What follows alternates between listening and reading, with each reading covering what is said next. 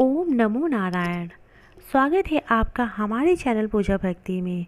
अगर आपने अभी तक हमारा चैनल सब्सक्राइब नहीं किया तो चैनल को सब्सक्राइब ज़रूर करें, जिससे हमारे आने वाले वीडियो को आप डेली सुन सकें। आज सुनेंगे बैसाख मास का तीसरा अध्याय। नारद जी कहते हैं, एक समय विदेहराज जनक के घर दोपहर के समय श्रुतदेव नाम से विख्यात एक श्रेष्ठ मुनि पधारे, जो वेदों के ज्ञाता थे। उन्हें देखकर राजा बड़े उल्लास के साथ उठ खड़े होकर हुए और मधुपर्क आदि सामग्रियों से उनकी विधि पूर्वक पूजा करके राजा ने उनके चरणोदक को अपने मस्तक पर धारण किया। इस प्रकार स्वागत सत्कार के पश्चात जब वे आसन पर विराजमान हुए, तब विदेहराज के प्रश्न के अनुसार बैसाख मास के महात्म्य का वर्णन करते हुए वे इस प्रकार बोले। श्रुतदेव ने कहा, राजन, जो लोग बैसाख मास में धूप से संतप्त होने वाले महात्मा पुरुषों के ऊपर छाता लगाते हैं, उन्हें अंततः पुण्य की प्राप्ति होती है। इस विषय में एक प्राचीन इतिहास का उदाहरण दिया करते हैं। एक प्राचीन इतिहास उदाहरण इस प्रकार है। पहले बंग देश में हेमकांत नाम से विख्यात एक राजा हो रहे थे। वे कुशकेतु के पुत्र, परम बुद्धिमान और साहसधारियों में श्रेष्ठ थे। एक दिन वे शिकार खेलने में आसक्त होकर एक गहन वन में जा घुसे। वहाँ अनेक प्रकार के मृग, वारा आदि जंतुओं से मारकर जब तक वे थक गए और दोपहर के समय मुनियों को आश्रम में गए। उस समय आश्रम पर उत्तम व्रत का पालन करने वाले शतनक ऋषि समाधि लगाए हुए थे, जिन्हें बाहर के कार्यों का कुछ भी भान नहीं होता था। उन्हें निश्चल बैठे देख राजा को बड़ा क्रोध हुआ और उन्होंने उन महात्माओं को मार डालने का निश्चय किया। तब उन ऋषियों के 10,000 शिष्यों ने राजा को मना करते हुए कहा, ओ खोटी बुद्धि वाले नरेश, हमारे गुरु लोग इस समय समाधि में स्थित हैं। बाहर कहाँ क्या कर रहे हो, इसको ये नहीं जानते, इसीलिए इन पर तुम्हें क्रोध नहीं करना चाहिए। तब राजा ने क्रोध से विलग्न होकर शिष्य से कहा, मैं मार्ग से थका मांदा आया हूँ, अतः तुम ही लोग मेरा आतिथ्य करो। राजा के ऐसे कहने पर वे शिष्य बोले, हम लोग भिक्षा मांगकर खाने वाले हैं। गुरुजनों ने हमें किसी के अतिथि के लिए आज्ञा नहीं दी है। हम सर्वदा गुरु के अधीन हैं, अतः तुम्हारा अतिथि कैसे कर सकते हैं। शिष्यों का यह कोरा उत्तर पाकर राजा उन्हें मारने के लिए धनुष उठाया और इस प्रकार कहा, मैंने हिंसक जीवों और लुटेरों के भय आदि से जिनकी अनेकों बार रक्षा की है, जो मेरे दिए हुए दानों पर पलते हैं, वे आज मुझसे ही सिखलाने चले हैं। ये मुझे नहीं जानते, ये बड़े अभिमानी हैं। इन्हें मार डालने पर भी मुझे कोई दोष नहीं लगेगा। ऐसा कहकर वे कुपित हो धनुष से बाण छोड़ने लगे। बेचारे शिष्य आश्रम छोड़कर भय से भाग गए। भागने पर भी हेमकांत ने उनका पीछा किया और 300 शिष्यों को मार गिराया। शिष्यों के भाग जाने पर आश्रम में जो कुछ सामग्री थी उसे राजा ने पापात्मा सैनिकों ने लूट लिया। राजा के अनुमोदन से ही उन्होंने वहाँ इच्छानुसार भोजन किया। तत्पश्चात दिन बीतते बीतते राजा सेना के साथ अपनी पुरी में आ गया। कुशकेतु ने जब अपने पुत्र का यह अन्यायपूर्वक कार्य सुना, तब उन्हें उसे राज्य करने वाले अयोग्य जानकर उसकी निंदा करते हुए उसे देश से निकाल दिया। पिता के त्याग देने पर हेमकांत घने वन में चला गया।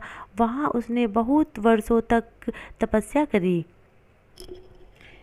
ब्राह्मण उसका सदा पीछा करती रहती, इसीलिए वह कहीं भी स्थिरता पूर्वक नहीं रह पाता।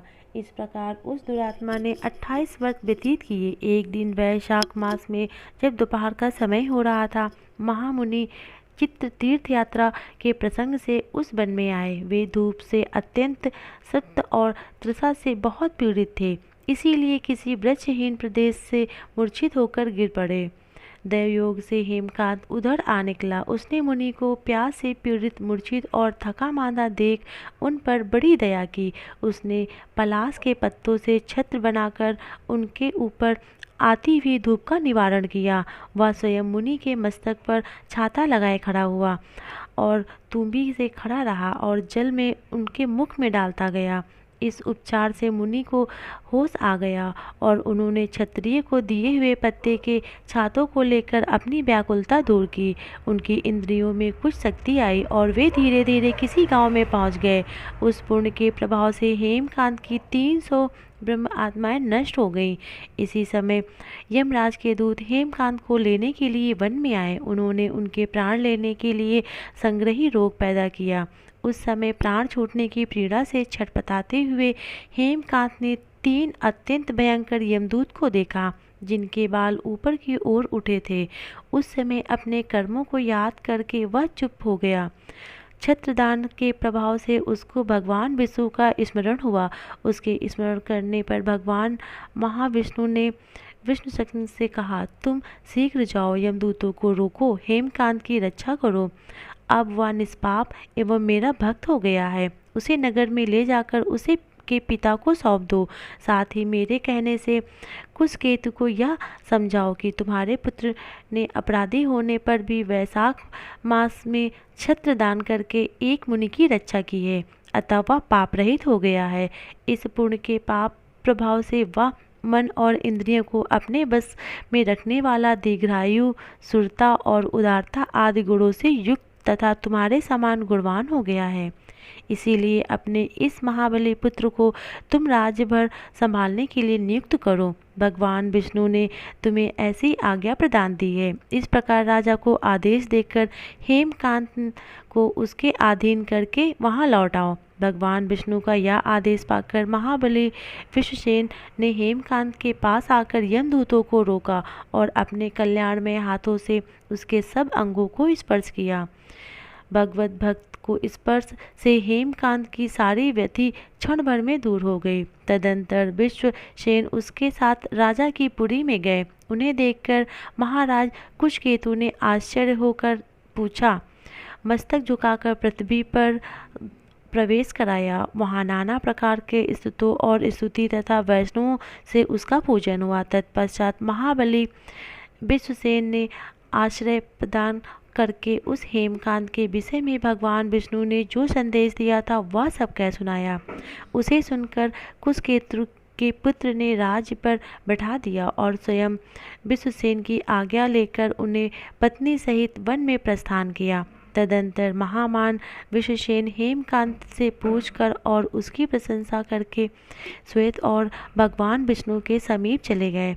तब से राजा हेमकांत वैशाख मास में बिताए हुए भगवान की प्रसन्नता को बढ़ाने वाले शुभ कर्मों को प्रतिवर्ष पालन करने लगे। प्रेम से बोलो जय जय श्री हरि।